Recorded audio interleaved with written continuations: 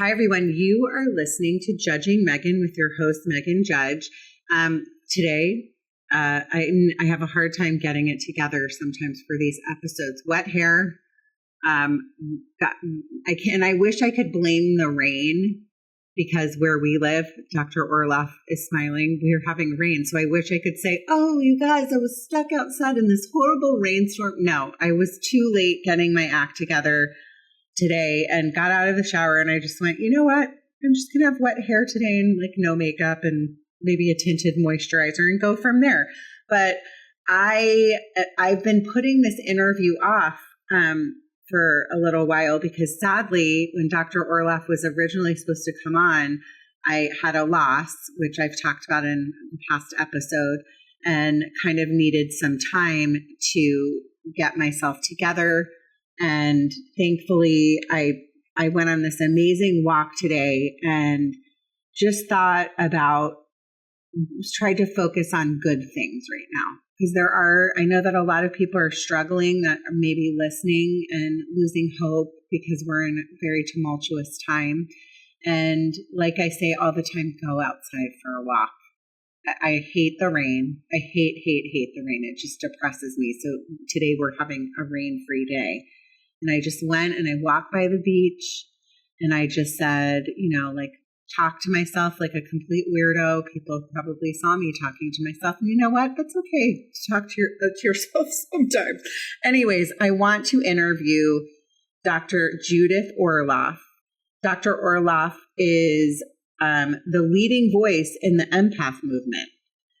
She is a New York Times bestselling author who just told me, by the way, that she has written 8 books. So I felt really bad about myself since I can't even seem to finish one.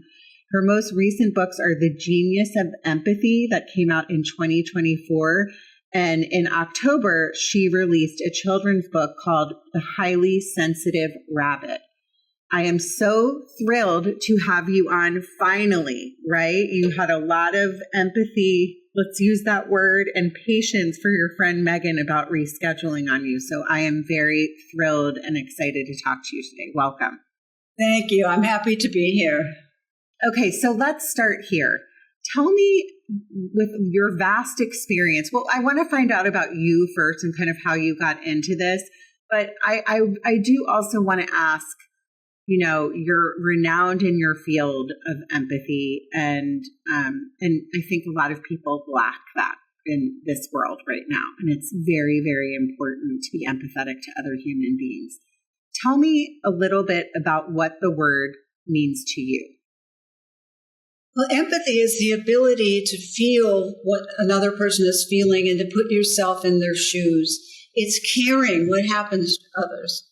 And it's also learning the boundary of not taking on the emotions or the stress of others as you're tuning in. And so it's a beautiful quality as long as you know how to set boundaries with it. Mm-hmm, mm-hmm. So if you are someone, and I'm guessing you might be as well. So I am an empath. I just take people's things on all the time. I was walking with a friend recently. She is too. And it's one of my, I think, greatest gifts is that I'm able to empathize with people and talk to them. And I love it. I love that I was given this gift. I think as I age, it's probably one of my favorite qualities about myself, that I've been able to tap into. The negative part about it, like you just said, is sometimes you take these things on and you can't walk away from them. So it is having limits. And so we're going to talk about that today. We're going to talk about your amazing books, but I want to find out more about you and how you got into this field. So let's start there. Well, I'm a psychiatrist. I was trained at USC in medical school and UCLA for my psychiatric residency, and I still supervise psychiatric residents with their patients now, so it's a great joy for me. And I also am an empath. I'm a psychiatrist and an empath, and an empath is somebody who's very sensitive to the world, has acute sensitivities. Sometimes, there's light sensitivity, smells, crowds. We don't like those kinds of things and need to be able to set boundaries and have some alone time and time in nature, as you so brilliantly did today, to be able to replenish ourselves. And I was a highly sensitive child. Both my parents were physicians. I have 25 physicians in my family.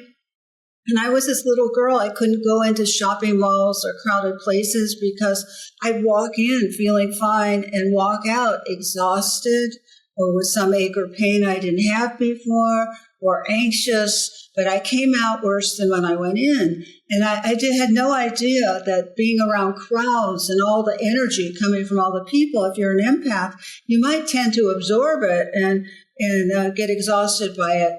But I didn't know that. I had no support growing up.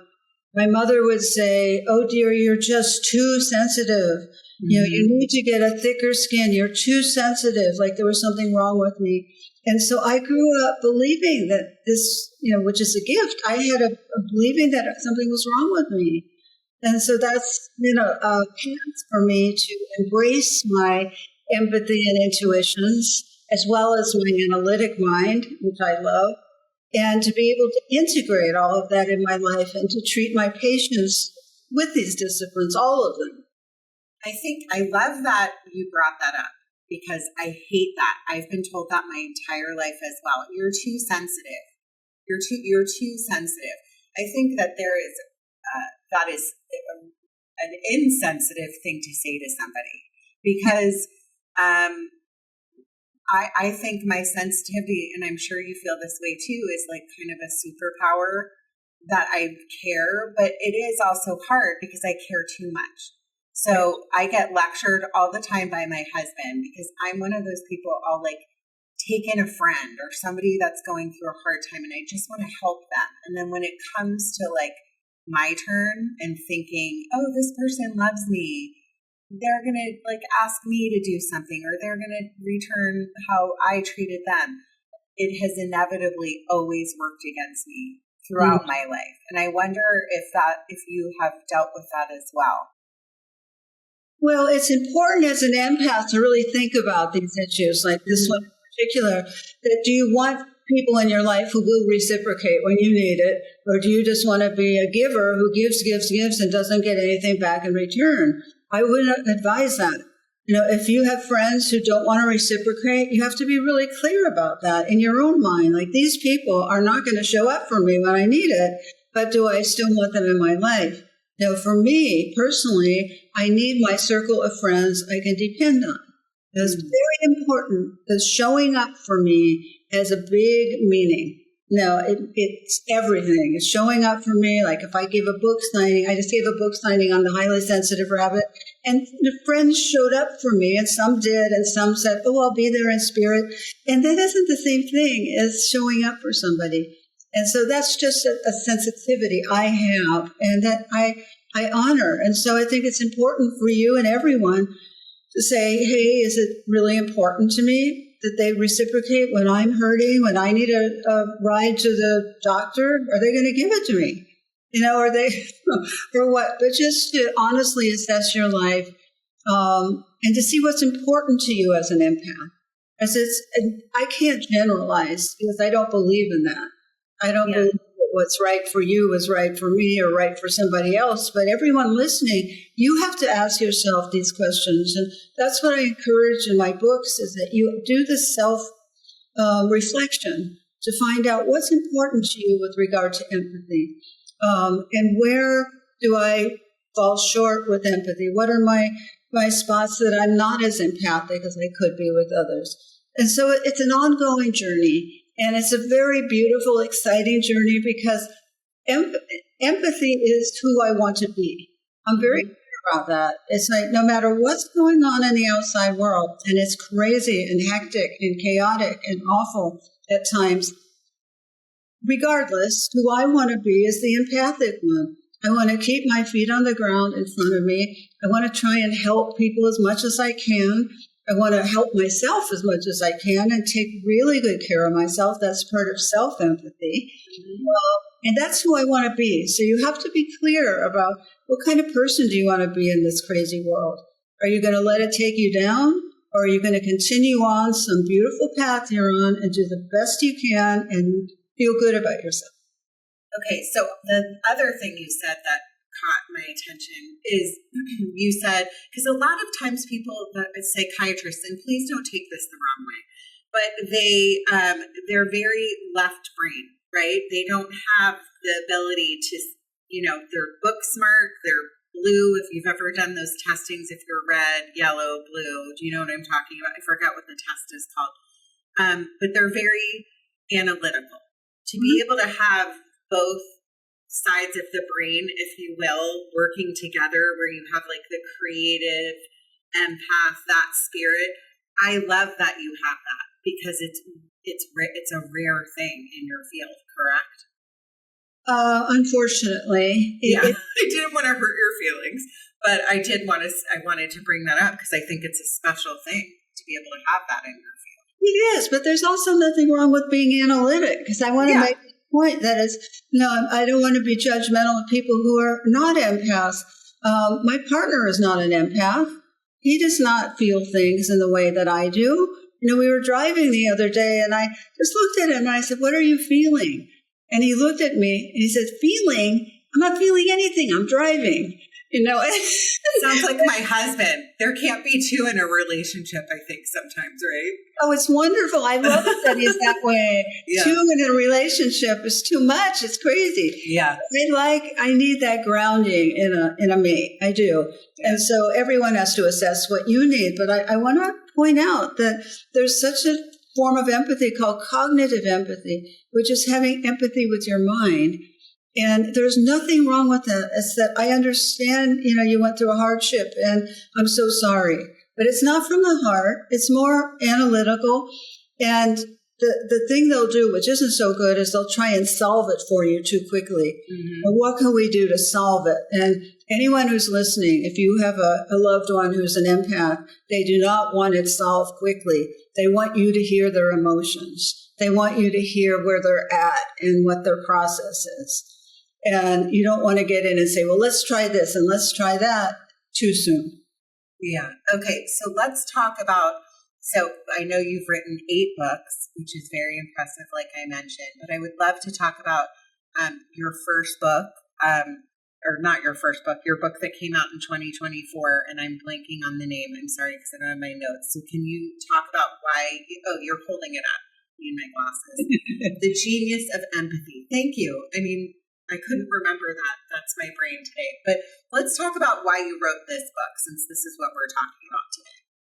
I wrote this book because we're in such a chaotic historical time that it seems like the human race is going in the exact opposite direction of empathy. Mm-hmm. And there's so many people who criticize empathy in the public eye, and they consider it a weakness. And they have no idea what empathy is. They consider it a weakness that you don't want to have, and that it's ruined civilization because it makes you soft. That's been the thinking. And my feeling is that empathy without boundaries and without being able to have a really clear analytic mind can be non-productive. Because you don't want to just give to everybody. You don't, because it's not smart and it's not appropriate to do that. And so it's important, if you're an empath or if you have empathy, that you're able to give it in smart ways. And if you don't have the energy to give, don't even offer anything. Just take care of yourself. I think that in these hard times, I'll say that again, we need to be able to talk, to have the human connection, to, like you brought up, it's not a bad thing if you are not an empath. I mean, everybody, there needs to be a yin to each other's yang, right? If we were just all walking around as empaths, that would be a little bit odd, but maybe we wouldn't have wars and all the other things. So can you talk about some tools, some things that you might tell your patients or tell your readers that could get us through what we're going through right now, specifically maybe in our country, because it's a very hard time. Even though I have listeners all over the world, where the world is struggling. I shouldn't even say our country, the world. Can you give some tools or some tips on that? The world is struggling, and empathy can make life so much easier for you if you could, number one, begin to show yourself self-empathy. which is treating yourself with kindness. Have the dialogue in your head be something like, this has been a very terrible day. You've gone through a lot of stress. You did the best you could. Versus, you're so stupid and undeveloped. Can't you get through this day in a better way? Or that's the violent negative voice. You want to be able to speak to yourself with kindness, and everybody knows what goes on up here. And I'll tell you, as a psychiatrist, I've sat across from thousands of people over the years, and I know what goes on in their head because it's common. Everybody, whether they're therapists or not a therapist, they all have this committee up there that wants to bring them down. That's very negative voices. And so part of developing empathy, and what I would suggest for everyone, is to notice when those negative voices come up, to make a list. What are your top 5 negative voices that keep repeating itself? Is it your mother who keeps telling you you're no good? Is it your teacher who was critical of the way you learned? Or you wanted to walk around the classroom instead of sit still all the time. That's very common with creative people. What are your 5 top areas that you are hard on yourself? And then begin to shift that when you notice the negative thoughts coming in, because otherwise they'll destroy you. Or negative thoughts about other people. If you're constantly obsessed with judging people and putting people down and they're this and they did this and they did that, it's just going to wear down your system and create a much more problematic situation in your body when it comes to aging. Mm-hmm. What it's doing is creating stress hormones in your body every time you have those negative voices.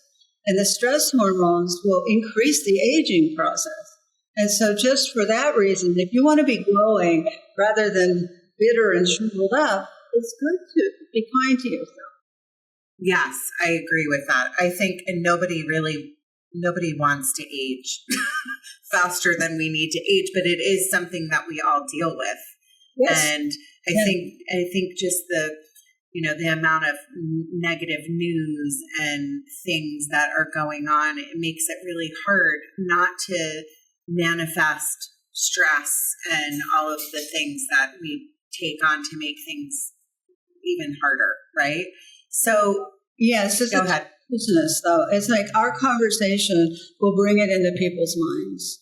And hopefully it will allow your listeners to think about it, to not just go on automatic and get into some negative tirade about what's going on in the world and not take good care of yourself. You don't want that. You want to make yourself a very high priority when it comes to empathy, when it comes to forgiving yourself, when it comes to not being hard on yourself at 3 a.m. in the morning, to be able to meditate, which is something I do. That's part of my spiritual practice. Because every night when my day is done, I sit at my sacred space and I meditate. And I put my hand over my heart and I take a breath if I'm swirling, if I'm whatever is going on, to come back to my calm place inside in my heart. And that's a way I replenish myself and get in touch with empathy every night. Plus, I look up at the stars and see the beautiful heavens above, which are they make me so happy, I mean, that's such a great thing, too, being able to, I don't ever do that. And thank you for the reminder of looking up at the sky because it's so beautiful. I mean, just looking all around us at the things that are good, taking in the good right now, because there is so much like negative stuff that it's so important to meditate, do all of those things. I talk about this often on the podcast that I'm constantly racing. My brain's always racing and I have a hard time calming myself down. Mm-hmm. So I find that when I do take the time to take a step back or, do manifestations, like I listen to like Abraham Hicks sometimes in the morning, Esther Hicks listeners, just to say how my day is going to go. Your day is going to go great. And you kind of repeat it to yourself. That kind of stuff really kind of sticks with you and sets how your day might go, right? Don't you agree? Oh, I totally agree, because we have a choice over what we think about and how we live our day. If we start our day with panic And how am I going to get through this list? Oh my God, this is going to be such a stressful meeting. You start out that way, your norepinephrine is like going through your system, and your blood vessels are constricting, and your blood pressure is going up, and all while you're still in bed, with the mind going. So you want to be really careful of that. And I know a lot of people wake up that way, but this is a call to change. I wrote The Genius of Empathy as a call to change, to be more aware, and to be able to treat yourself with more kindness. It's often easier to treat other people with kindness than it is yourself. It just happens. It's such a good point, because it's hard to sometimes be kind to yourself. I have a hard time with that. Mm-hmm. I think about all the things I do wrong every day and mistakes, and maybe I'm not always kind because I'm angry about things that have happened or whatever it is, or I see someone I don't like, and then I kind of spiraled out because they did something to me. And it's important to just take a step back. Because I think a lot of people, like I've talked about, are struggling right now. I mean, we're in a mental health crisis. I talk about this all the time on the podcast. And when the listeners, come to this podcast, I was talking to Dr. Orloff before this, you want to come to the podcast with, here are some ways that we're going to get through this together, right? And here's some steps, or here's some things you can do, or go outside, walk, do the things that we talked about. Because there is so much negativity, and it is hard. And I think it's okay for you guys to feel it and own it, and then also be able to move forward through it. Because what are the alternatives, right? Dr. Orloff, I'm sure you have an answer for that. I do. The alternatives are getting sucked into the black vortex of the news, mm-hmm. and lost in fear, which is what you don't want to do. Because fear, when you have so much fear going on, you don't want to look into the eyes of the beast. You want to turn around and go towards the light and the sunshine. You don't want to just dive in. That's not the way you deal with such massive fear. You center yourself, you focus on your life, and you deal with it in little bits and pieces. You don't just throw yourself into it. It's like a sacrifice. You don't want to do that because it's too negative, and you want to just say no to it. You want to be able to feel your own empathic power more, rather than feeling like a victim and powerless and anxious and depressed and this is also horrible, and negative thinking, and having friends who reinforce negative thinking. It's not the kind of life you want. So as a result of this conversation, perhaps you could pivot and you could make a change, a simple change. When I wrote The Highly Sensitive Rabbit, this rabbit was shamed for her abilities of empathy and intuition. And other animals in the desert came and gave her skills. And one of the skills was to just, when you're upset, take a breath. You forget everything else. Take a breath. It's a simple advice. Take a breath. And if you could just do that one thing, that could make a big difference in your life, because that breath shifts the whole vibration of where you're at and what you're thinking about. Okay, I'm so glad you brought that up, because that was my next question. So the Highly Sensitive Rabbit is your turn, your 8th book, and you decided to write this children's book, right? Why now, though? Why all of a sudden? Was it just what's going on in the world? You needed to reach out to a new audience. Tell me about that. Yeah, so I just want to say I wrote it with Jen Adams, who was kind of like my guide in the process. And this is my first children's book, and so she was a wonderful co-author.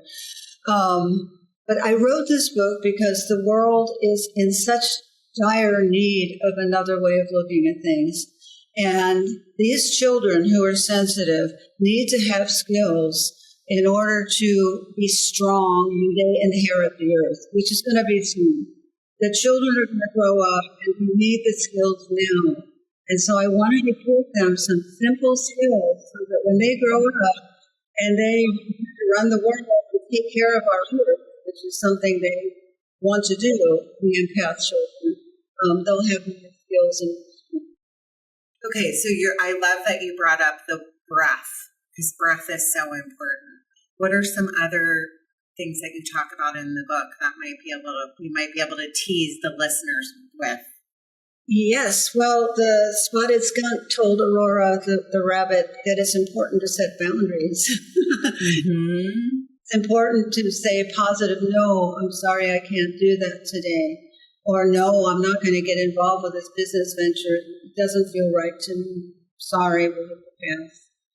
And to be able to set those boundaries, or if you have somebody who's raging at you, to be able to say, this is not acceptable behavior, I'm leaving, unless you can calm down.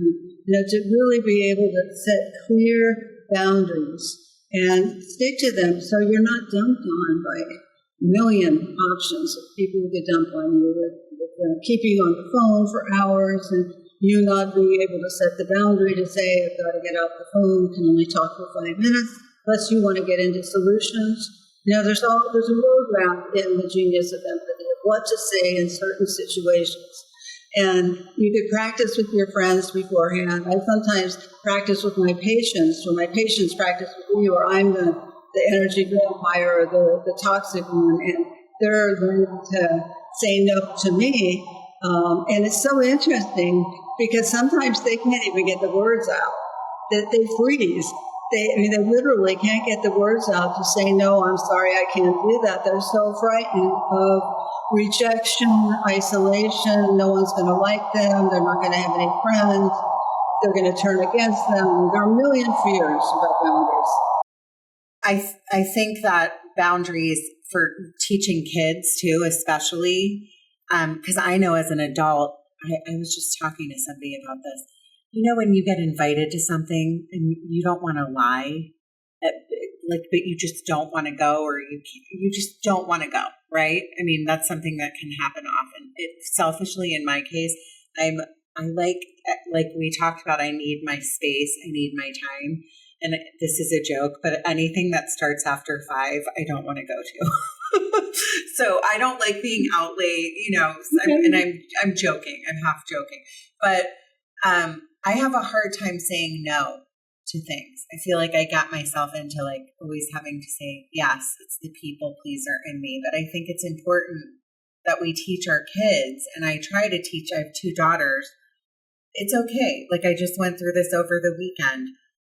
It's okay to say no sometimes, because they're bringing on the same kind of pressure that I've brought on myself. And I want to teach them, you don't need to lie. You don't have to have an excuse. And it's okay sometimes just to politely decline, right? Absolutely. Learn how to say a positive no. What does a positive no look like to you? A positive no has a lovely tone of voice.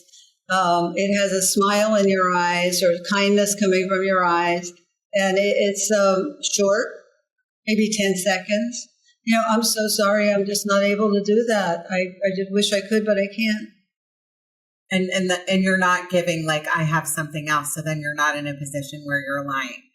Because that's also the guilt of the people pleaser, where you feel like you have to, so you get yourself into that spiral, right? Exactly. No, you don't want to lie. I mean, I know it feels like the easy way out to give another excuse, but that gets you into another problem. Yeah, I agree. So I'm trying to tell my kids and teach them now. So I love that this book kind of ties in with all of that, because this is so true. What are we leaving our kids? And I don't want to be negative, but there's so much turmoil in our environment and just all the things that they have to be able to have hope in what they're going to inherit. So I think there's no better timing than this book for them than now. So thank you for that. That's what I felt as well. Yeah. And the parents can be role models for the kids, because if you can take time out for yourself and set a boundary, then your kids see that and then they mimic you. That's just the way kids do it with their moms and dads. And so the more you can show empathy for yourself, the more you can set boundaries, then they're more likely to do it.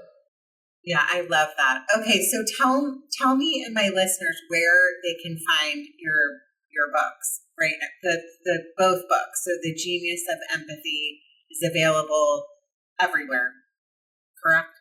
It's everywhere. And The Highly Sensitive Rabbit just came out. And they're both on Amazon and everywhere. And on my website, which is Judith Orloff, ORLOFF.com.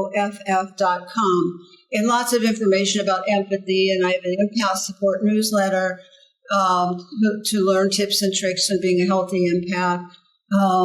So just my website, and it's available everywhere. And I hope you really enjoy the books. No, I want to just say the first book, The Genius of Empathy, I was quite honored to get a foreword by the Dalai Lama. And he is one of my spiritual teachers who I look up to, tremendously. And so I don't know him personally. That's fantastic. What an honor. I feel that way. So it has a particular blessing on that book. Well, I want to just thank you so much for coming on. I don't think there could be, like I said, any better timing than right now.